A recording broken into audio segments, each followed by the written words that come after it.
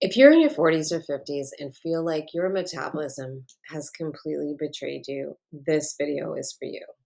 I'm going to share why intermittent fasting works differently for women our age and the specific strategies that actually move the needle. Hey everyone, I'm Jessica, and today we're diving deep into intermittent fasting for women over 40. Now, I know you've probably tried every diet under the sun, and maybe you've even tried intermittent fasting before without seeing results. Here's the thing: what works for a 25-year-old woman, or even what you see all over social media, might not work for us. Our hormones, our metabolism, our stress levels, everything is different. So let's talk about what actually works. Why is your body different now? First, let's acknowledge what's happening in our bodies. If you're in your 40s or 50s, you're likely dealing with some form of hormonal changes. Whether you're in perimenopause, menopause, or postmenopause, your estrogen and progesterone levels are shifting dramatically. This means your insulin sensitivity isn't what it used to be. You're storing fat differently, especially around your midsection. Your stress hormone cortisol has a bigger impact on your weight, and your sleep quality affects everything more than it did before. What's the good news? Intermittent fasting can actually help with all of these issues, but only if you do it right. So, what are the best approaches for women over 40 with intermittent fasting? Now, here's where most women go wrong. They jump straight into 16 to 8 or even an all day fasting because that's what they see online. But for women our age, I recommend starting much gentler. Start with a 12 to 12. Begin with a 12-hour eating window. Eat from 7 a.m. to 7 p.m., for example. This gives your body time to adjust without triggering a stress response. Progress to 14 to 10. Once 12 to 12 feels natural, try eating from 8 a.m. to 6 p.m. This is often the sweet spot for many women over 40, as it is for myself. Listen to your cycle. If you're still menstruating, avoid strict fasting during the week before your period. Your body needs more fuel during this time, and fighting it will backfire. Have some weekend flexibility.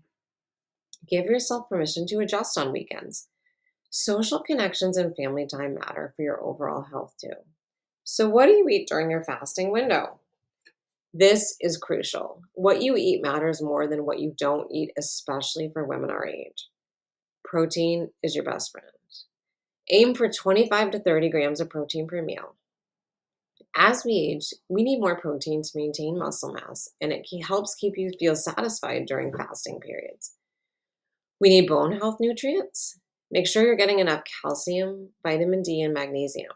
Our bone density starts declining in our 40s, so this is not optional. We want to incorporate anti inflammatory foods. Think colorful vegetables, fatty fish, nuts, and seeds. Chronic inflammation increases with age, and the right foods can help combat this. Have a hydration strategy. During fasting periods, focus on water, herbal teas, and electrolytes. Dehydration can trigger hunger signals that aren't real hunger. So, what are the common mistakes to avoid? Let me save you some frustration by sharing the biggest mistakes I see with clients. Number one, going too hard and too fast. Your 20 something self might have thrived on extreme approaches, but your current self needs patience and consistency. Mistake number two, ignoring your energy. If you're exhausted, moody, or not sleeping well, your fasting interval or fasting window might be too long. It's okay to pull back. Mistake number three, combining intermittent fasting with severe calorie restriction. This is a recipe for disaster. Intermittent fasting should feel sustainable and not punishing. Focusing only on the scale. Your body composition is changing. Pay attention to how your clothes fit, your energy level, and overall well being. So, how are we going to integrate this lifestyle into our current situation? The reality is, we have full lives. We're not 22-year-old influencers with complete control over our schedules. Here's how to make intermittent fasting work with real life. Family meals. If family dinner's at 7 p.m., but your window closes at 6 p.m., choose family connection and adjust the next day. If you have early meetings or late work events, build flexibility into your approach. Travel and special occasions, Have a plan, but don't stress if you can't stick to it perfectly. One off day will not derail your progress. So, what about exercise timing? If possible, try to exercise during your fasting period. This can enhance fat burning, but listen to your body. So, when should you modify or seek help? This is really important.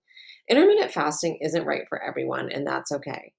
You should consider modifying or stopping if you experience persistent fatigue or brain fog, mood swings or increased anxiety, sleep problems, or loss of a menstrual cycle, and once again, any concerning symptoms.